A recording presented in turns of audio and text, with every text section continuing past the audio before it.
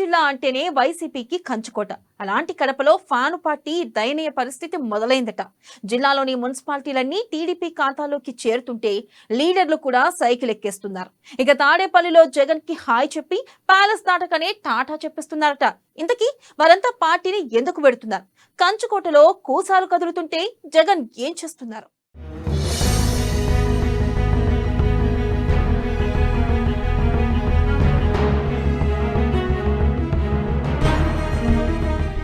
సీమలో వైసీపీకి గట్టి పట్టు. గత ఎన్నికల్లో ఫ్యాను పార్టీకి ఘోర ఓటమి. కూటమి రాకతో కదులుతున్న వైసీపీ కూసాలు. ఒక్కొక్కటిగా చేజారుతున్న మున్సిపాలిటీలు. టీడీపీ వైపు చూస్తున్న పులివెందుల కౌన్సిలర్లు.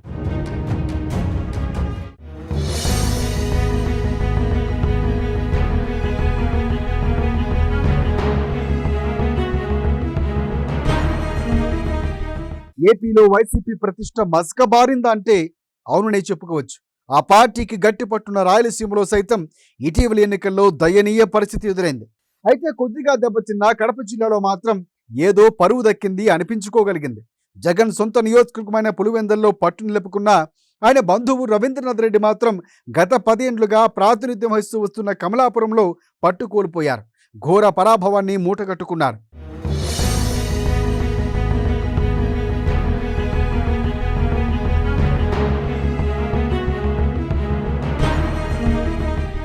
అయితే రాష్ట్రంలో కూటమి ప్రభుత్వం కొలువు తీరడంతో కడప జిల్లాలో వైసీపీ ప్రభ వేగంగా మసకబారుతోంది.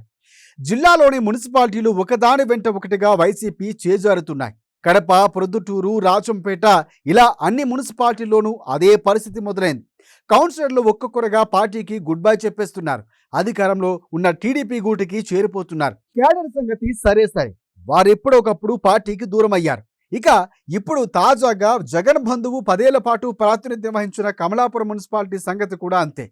అలా జిల్లాలో ఒక్కొక్కటి అంటే అన్ని మున్సిపాలిటీలు కూడా వైసీపీకి లేకుండా పోయే పరిస్థితి వచ్చేసింది.